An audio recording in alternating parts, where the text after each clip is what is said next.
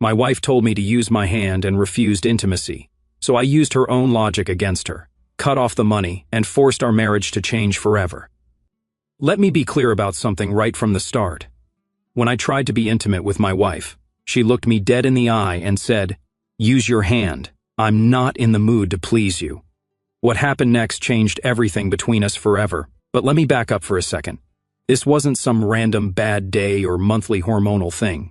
This was the culmination of years of me being the only one who ever tried to maintain any physical connection in our marriage. Every single time it was me reaching out, me trying, me hoping tonight might be different, and every single time I got shot down with some excuse. I'm tired. I have a headache.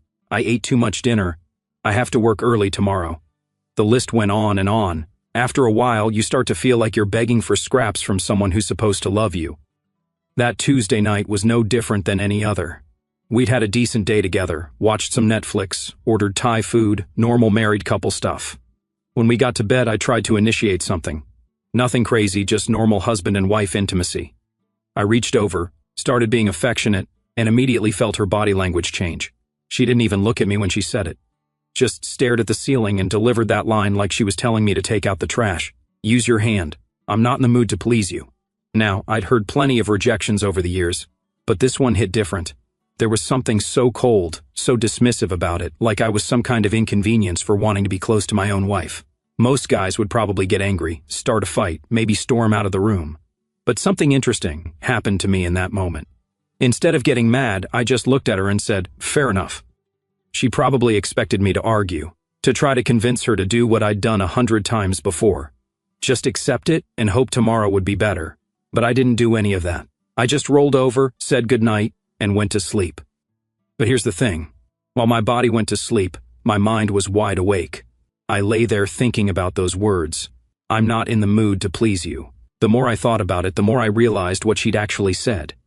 She wasn't just rejecting me physically. She was telling me that pleasing me, making me happy, wasn't something she was in the mood for. That got me thinking about all the other areas of our marriage. How many times had I been in the mood to please her? Pretty much every day for 8 years. I was always in the mood to take her out to dinner when she wanted. Always in the mood to hand over my credit card when she wanted to go shopping. Always in the mood to fix things around the house, to listen to her complain about her job, to support whatever new hobby she was into that month. But apparently being in the mood to please me was optional for her. I started doing some mental math.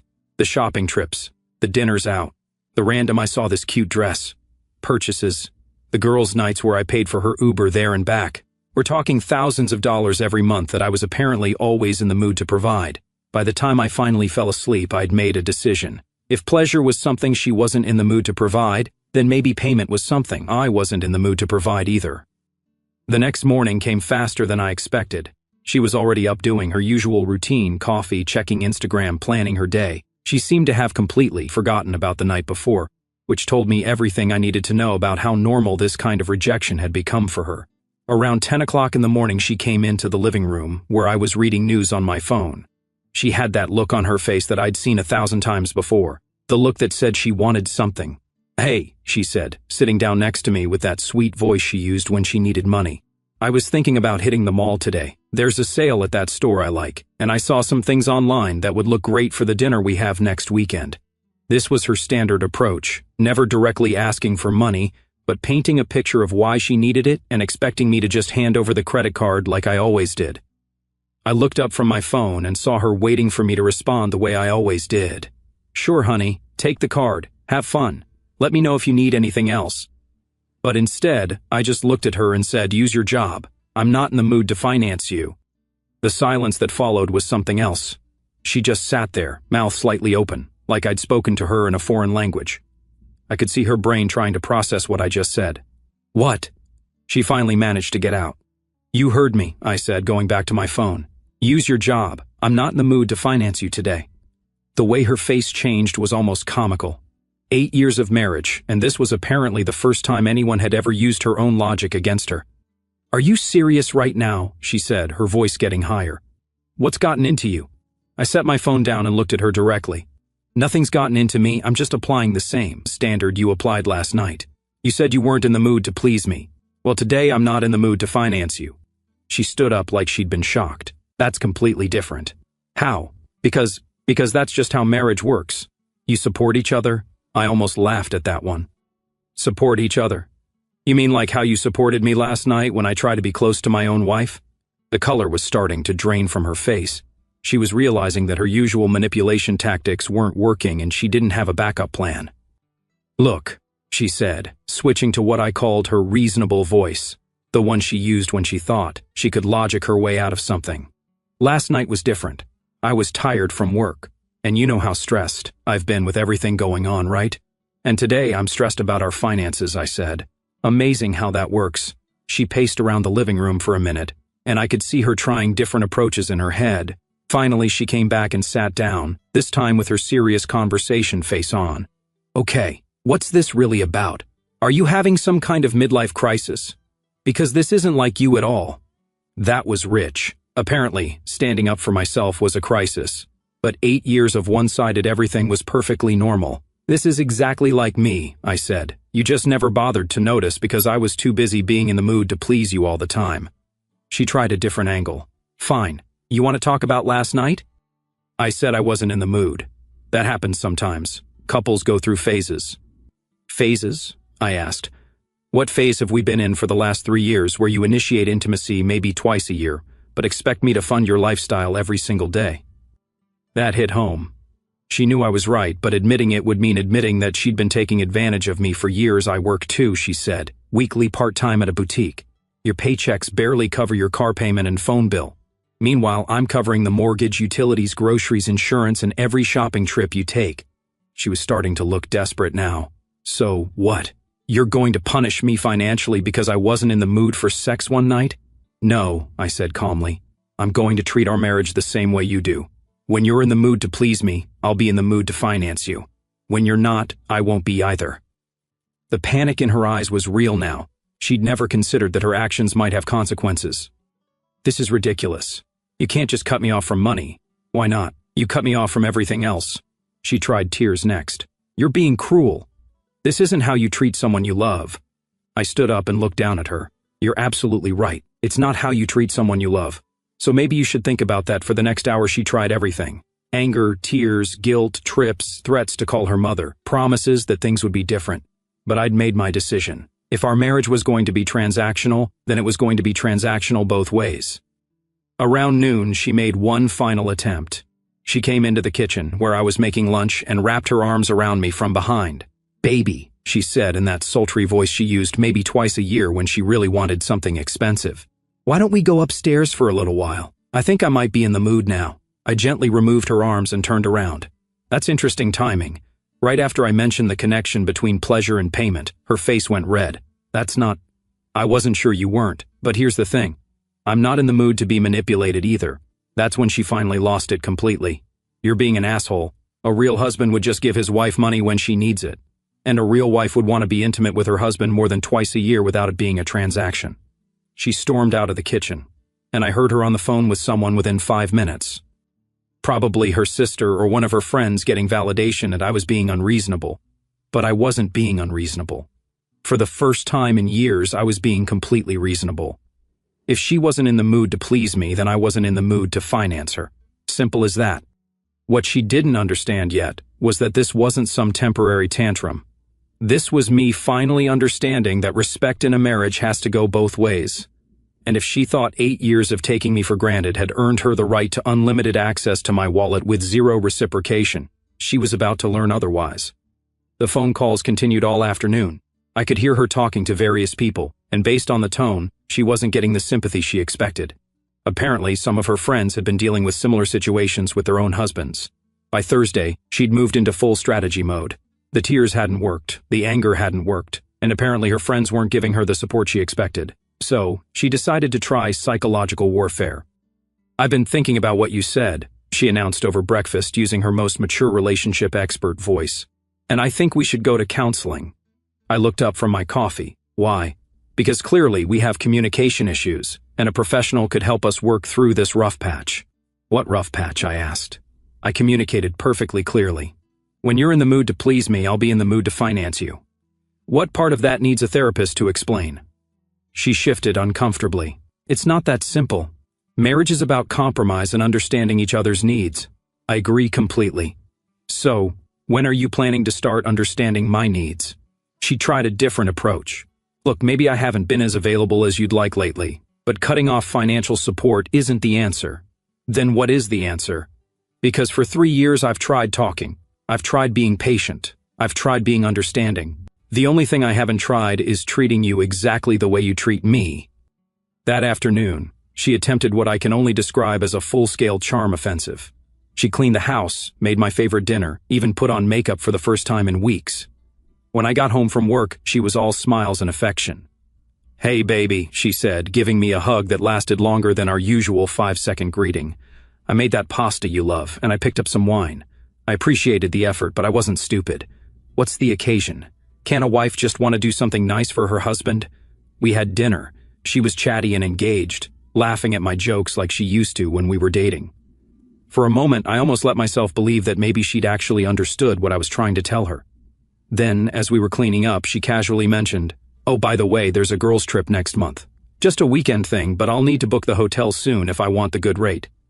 And there it was. The whole evening had been a setup. "How much?" I asked. "It's not that expensive. Maybe $400 for the hotel and food, plus whatever shopping we do." I dried my hands and turned to face her. "Are you in the mood to please me tonight?" The question caught her off guard. "What? I mean, we just had a nice dinner. That's not what I asked. Are you in the mood to please me?" She looked trapped. If she said yes, she'd be admitting that intimacy was transactional for her. If she said no, she'd be proving my point about the girls' trip. "I don't like the way you're putting this," she said finally. "I'm putting it exactly the way you put it Tuesday night. So, I'll ask again. Are you in the mood to please me? This is manipulative. No, this is reciprocal. You set the rules. I'm just following them." Friday brought a new strategy. She started talking to my mother.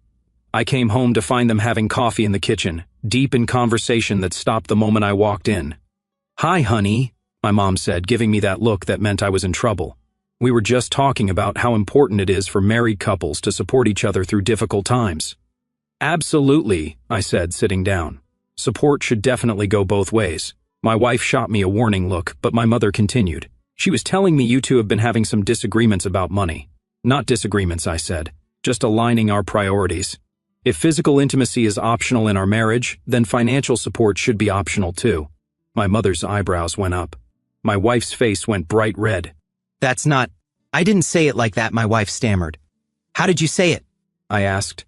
"Because I distinctly remember you telling me to use my hand because you weren't in the mood to please me." The kitchen got very quiet.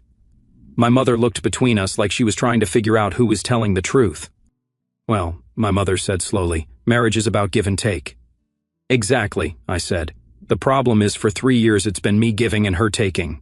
After my mother left, my wife was furious. "How could you embarrass me like that in front of your mother?" "I didn't embarrass you. I told the truth. If you're embarrassed by your own words, maybe you should think about why that weekend she tried one more approach." She invited her sister over for dinner, clearly planning some kind of intervention. Her sister arrived Saturday night armed with statistics about divorce rates and lectures about how men need to be more understanding of women's changing needs throughout marriage. "Sometimes women go through phases where they're less interested in physical intimacy," she explained, like I was a child who needed education. "That doesn't mean their husbands should retaliate financially." "You're right," I said. "And sometimes men go through phases where they're less interested in being financial providers. That doesn't mean their wives should retaliate emotionally. That's completely different." "How?" She looked frustrated. "Because financial support is a basic responsibility in marriage, and so is physical intimacy," I replied. "But apparently only one of those things is actually required." My wife jumped in. "He's being impossible. All I said was that I wasn't in the mood one night, and now he's acting like I'm some terrible wife." "One night?" I looked at her sister. "Ask her when the last time was that she initiated anything physical between us." "That's private," my wife said quickly. "Not anymore, it isn't. You brought your sister into this, so let's be honest. When was the last time you were in the mood to please me without me having to ask first?" The silence stretched out uncomfortably. Her sister looked at my wife, waiting for an answer that never came. "That's what I thought," I said. "But I bet you can tell me exactly when the last time was that you asked me for money." By Sunday night, it was clear that none of her strategies were working. I wasn't budging, and she was starting to realize that this wasn't some temporary mood I was in. This was permanent change in how our marriage was going to function. Monday morning brought the nuclear option. She'd clearly spent the weekend plotting because she came into the kitchen with a completely different energy. "I talked to a lawyer," she announced while I was pouring coffee. I didn't even look up. About what? About my rights in this marriage. About what happens when a husband tries to financially control his wife. That got my attention. I turned around and leaned against the counter. "And what did this lawyer tell you? That withholding financial support could be considered financial abuse in a divorce proceeding?" I had to give her credit. She'd found the one angle that was supposed to make me panic and cave immediately. Too bad for her. I've been expecting this move. "Interesting," I said. "Did you mention to this lawyer that you've been withholding physical intimacy for 3 years? Because I talked to one too, and apparently that's called constructive abandonment." Her confident expression faltered slightly. "Did you also mention that you work part-time by choice?" "Not because I've prevented you from working full-time, because that matters too." Now she looked genuinely worried. "Here's what's going to happen," I continued calmly. "You're going to call that lawyer back and ask them what percentage of marital assets you'd be entitled to after 8 years of marriage with no kids, where you contributed maybe 15% of the household income and refused to fulfill basic marital obligations. You're bluffing. Try me." Tuesday, she escalated to social warfare. She started calling our mutual friends, family members, anyone who would listen to her version of events. The problem was most of these people had been watching our marriage for years. My buddy called me that evening. "Dude, she called my wife crying about how you're being financially abusive." "And what did your wife say?" She laughed. "She said she's been wondering for years why you put up with the way she treats you." "Really? Come on, man, we've all seen it. She treats you like an ATM with legs." My wife says half the women in our group have been making jokes about it for years.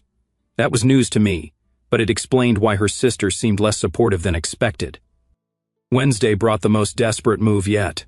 She arranged for us to have dinner with her parents. Her father was a traditional guy who believed in old-school marriage roles, and she obviously thought he'd pressure me into going back to being the provider while she contributed nothing. "So," her father said over appetizers, "I hear you two are having some disagreements about finances." "Not disagreements," I said, "just implementing a new system where contribution and benefits are proportional." Her mother looked confused. "What does that mean?" My wife jumped in quickly. "He's decided to punish me financially because we haven't been intimate as much as he wants." Her father's face darkened. "That's not how a man handles marriage problems." "You're absolutely right," I agreed. "A man shouldn't have to handle marriage problems alone. His wife should be an equal partner in solving them." "What's that supposed to mean?" her father asked. "It means that for 3 years I've been handling all the financial responsibilities while she handles none of the physical intimacy responsibilities. I'm just balancing the equation." Her mother gasped softly. Her father looked at my wife with a different expression. "Is that true?" he asked his daughter. "You haven't been fulfilling your wifely duties?" My wife's face went red. "Dad, it's not that simple. Marriage isn't just it's about both people contributing," he said firmly. "If you're not contributing physically, why should he contribute financially?" I almost felt bad for her. She'd expected backup and instead got her own father agreeing with me. The dinner ended early, and the ride home was silent. Thursday, the friends started choosing sides publicly. At a group gathering, one of the wives actually brought it up in front of everyone. "So, I heard you're making her get a job to pay for her own shopping trips," she said with obvious approval. "I'm not making her do anything," I replied. "I'm just not volunteering to do everything for someone who doesn't volunteer to do anything for me." Another friend chimed in. "Honestly, it's about time. We've all been watching this dynamic for years." My wife looked around the table and realized that the support she expected wasn't coming. These women had been watching her take advantage of me and apparently didn't approve. "This is unbelievable," she said, standing up. "You're all taking his side." "We're not taking sides," one of them replied. "We're just saying that marriage works both ways." Friday night, she tried her final manipulation. She came home with papers. "Fine," she said, throwing them on the kitchen table. "You want to play hardball?" I filed for separation. I picked up the papers and read through them. "Interesting. You're asking for spousal support." "That's right. Let's see how you like paying for me when you're not even married to me anymore." I set the papers down and looked at her. "You do realize that spousal support requires proof that you're unable to support yourself, right? I work part-time by choice. You have a college degree and no physical limitations preventing you from working full-time. Good luck convincing a judge that you need my money when you've chosen to work 20 hours a week at a boutique." For the first time since this whole thing started, she looked genuinely scared. "Also," I continued, These separation papers mean you'll need to start paying half the mortgage, utilities, and household expenses immediately. Can your boutique job cover $1,500 a month? She sat down heavily. You're really going to let me destroy our marriage over this? I'm not destroying anything, I said. I'm just treating you exactly the way you've been treating me. If you don't like it, maybe you should consider why. But I love you. Funny way of showing it. That night, she didn't sleep in our bedroom. I found her on the couch the next morning, and she looked like she'd been crying all night. But I learned not to feel guilty for demanding the same respect I'd been giving for 8 years. Saturday morning, she was waiting for me in the kitchen with coffee already made and those separation papers spread out on the table. I want to talk, she said quietly. I sat down across from her. Okay, I've been thinking about everything you said, about how I've been treating you, and she took a deep breath. Maybe I haven't been as attentive as I should have been. I waited for more, but that seemed to be the extent of her revelation. That's it, I asked. What do you mean? 3 years of rejecting any physical intimacy, 8 years of treating me like your personal bank account, and your conclusion is that maybe you haven't been attentive enough? She looked frustrated. What do you want me to say? I want you to be honest, not strategic, not manipulative, not calculating what you think I want to hear. Just honest. She stared at her coffee for a long time. When she finally looked up, I saw something different in her eyes. I took you for granted, she said finally. I knew you'd always be there, always provide for me, always put up with whatever I dished out. And I guess I stopped trying to be a good wife because I didn't think I had to be. That was closer to the truth than anything she'd said in weeks. Why? I asked. Because you made it easy. You never complained, never demanded anything, never set any boundaries. So I just kept taking more and giving less. And now, she gestured at the papers. Now I realized that I might lose everything because I was too selfish to appreciate what I had. I leaned back in my chair. So, what are you proposing? I want to fix this. I want to be better. How? She reached across the table and tried to take my hand, but I pulled it back. I can be more intimate, more affectionate. I know I've been cold, and I'm sorry. Because you want my money back, or because you actually want to be married to me? The question hung in the air for a long moment. Both, she said finally. I need your financial support, but I also don't want to lose you. At least she was being honest about the money. Here's the problem, I said. For 8 years you've shown me exactly who you are when you think you have all the power in this relationship. Why would I believe you'd be any different if I gave you that power back? Because I've learned my lesson. Have you? Or have you just learned that there are consequences to treating your husband like garbage? She started crying then. Real tears. Not the manipulative ones she tried earlier in the week. Please, she said. I know I messed up. I know I've been selfish and terrible, but we can fix this. How do I know this isn't just another strategy? How do I know that 6 months from now you won't go right back to rejecting me while expecting me to fund your lifestyle? Because I promise. I almost laughed. Your promises don't mean much anymore. Sunday she tried to prove her newfound commitment by being physically affectionate for the first time in months, but it felt forced, desperate, like she was checking items off a list to get her credit card back. Stop, I said when she tried to initiate something in bed. What's wrong? This isn't real. You're not doing this because you want to be close to me. You're doing it because you want me to start paying for your shopping trips again. That's not true. Then prove it. Get a full-time job. Pay your own expenses for 6 months. Show me that you can be an equal partner, not just someone who performs when she needs something. The suggestion horrified her. You want to get a real job? I want you to be an adult who contributes to this marriage instead of just taking from it. But I don't want to work full-time. And there it was. The real issue. She didn't want to change her lifestyle. She just wanted me to go back to funding it. Monday morning I woke up to find her sitting at the kitchen table, with her laptop open, apparently job hunting. I'm looking for full-time positions, she announced. Good for you. I found a few marketing coordinator jobs that pay decent money. I poured my coffee without responding. If I get one of these jobs, would you consider tearing up those separation papers? Maybe. She looked hurt that I wasn't more enthusiastic. What else do you want from me, she asked. I want you to actually want to be married to me, not just financially dependent on me. Tuesday afternoon she called me at work. I got an interview, she said, sounding genuinely excited for the first time in weeks. That's great. It's for Thursday. The pay is almost $40,000 a year. Good luck. If I get this job, things will be different, I promise.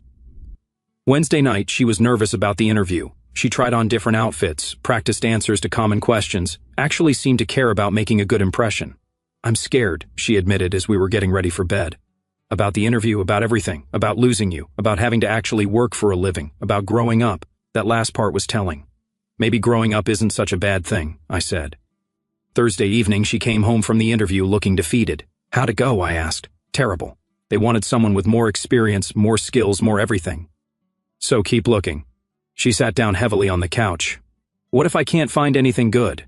What if I have to work retail or food service? Then you work retail or food service until you can find something better. But that's not fair. I have a college degree, so do millions of other people. Having a degree doesn't guarantee you anything except the opportunity to compete. Friday brought reality crashing down. She'd spent the week applying for jobs and getting mostly rejections or offers for positions that paid barely above minimum wage. This is impossible, she said, throwing her laptop aside. Nobody wants to hire someone who's been working part-time for 8 years. Then you start somewhere and work your way up. I can't live on $12 an hour. Then figure out how to increase your value in the job market. She looked at me like I'd suggested she climb Mount Everest. You really expect me to start over at the bottom? I expect you to be an adult that night. She came to me with one final offer. What if we compromise?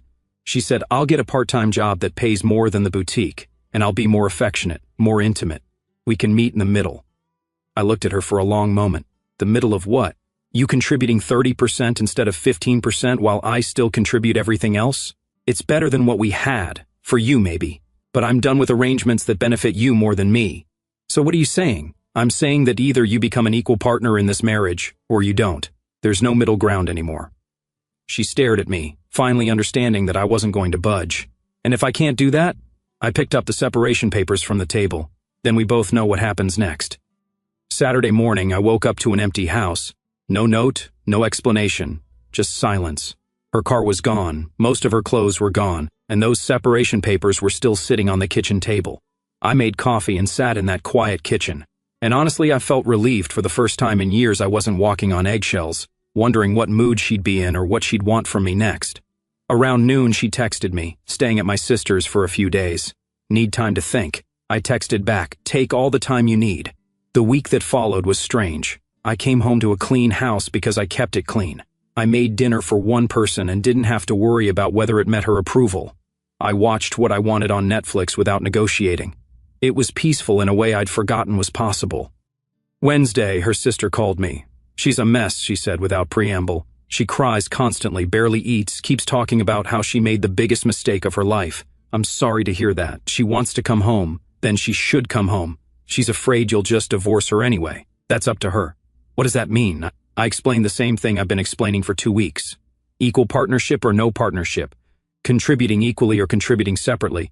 She says, you've changed, her sister said. No, I've just stopped pretending that being taken advantage of is normal. Thursday evening she came back. She looked terrible, like she hadn't slept in days. I got a job, she said quietly. Congratulations. It's at a marketing agency downtown. $32,000 to start, but they said there's room for advancement. That's good. She sat down across from me at the kitchen table. I want to try again. On what terms? Your terms. I studied her face. What does that mean exactly? I'll pay half of everything. Mortgage, utilities, groceries, everything. And She paused, struggling with the words. I'll be a real wife, not just when I need something. Why? Because I spent 4 days at my sister's watching her husband treat her the way you used to treat me. And I realized what I threw away. Which was what? A good man who loved me enough to put up with my selfishness for 8 years. We sat in silence for a while. I talked to a therapist, she continued, about why I treated you the way I did. And she said, I was testing you, seeing how much I could get away with, how little I could give while still keeping you around. Why would you do that? Because I was insecure. I thought if I could control you completely, you'd never leave me. But I was so focused on control that I forgot to actually be worth staying with. It was the most honest thing she'd said in years. I start the job Monday, she said. I can pay you back for the separation lawyer, and I can start covering my share of expenses right away. What about the other part? She knew what I meant. I don't know how to fix that, she admitted. I've been rejecting you for so long that I don't know how to want you again, but I want to learn. This isn't about sex, I said. It's about respect, about being wanted by someone who chose to marry me. I know. Do you? Because for 3 years you made me feel like wanting my own wife was some kind of character flaw. Tears started rolling down her face again. I was cruel to you. I know that now. Yes, you were. We talked until almost midnight. Not about logistics or terms or conditions, but about how we'd gotten to this point and whether there was actually a way back from it. 6 months later, things were different. Not perfect, but different. She kept the job and discovered she was actually good at marketing. Got a promotion and a raise within 4 months. She started paying exactly half of everything without being asked. The physical intimacy came back gradually, not as a transaction or a duty, but because she was trying to remember how to be close to someone instead of just controlling them. We went to counseling together, which helped her understand why she'd been so manipulative and helped me understand why I'd enabled it for so long. But here's the thing that really changed. I never went back to being the guy who would accept anything just to keep the peace. I learned that setting boundaries wasn't cruel. It was necessary. 1 year later, one of our friends got divorced after his wife pulled the same not in the mood to please you routine while expecting him to fund her lifestyle. How did you fix it with your wife? He asked me. I stopped accepting a one-sided marriage, I told him. I made it clear that if she wasn't in the mood to please me, I wasn't in the mood to finance her.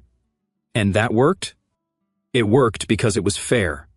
Marriage works when both people contribute equally. When only one person is contributing, it's not marriage, it's exploitation. My wife overheard that conversation and later told me she was grateful I'd been strong enough to save our marriage by refusing to accept less than I deserved. I was destroying us both, she said. You by taking advantage of you, and me by becoming someone I didn't respect. And now I work for what I want. I contribute equally to what we have.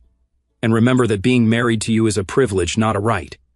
That's the thing about respect in marriage. Once you demand it, you usually get it, but you have to be willing to walk away if you don't. When she realized that pleasure and payment were both self-service in our house, her mood became cooperative instead of entitled, and our marriage became a partnership instead of a robbery. The separation papers are still in my desk drawer, not as a threat, but as a reminder that some things are more important than keeping the peace. Self-respect is one of them. Our story has come to an end. If you've made it this far, how about subscribing to our channel? It helps us immensely. I've selected 2 other videos for you that I'm sure you'll enjoy. Feel free to click on them. I'll be waiting for you in the next story. See you soon.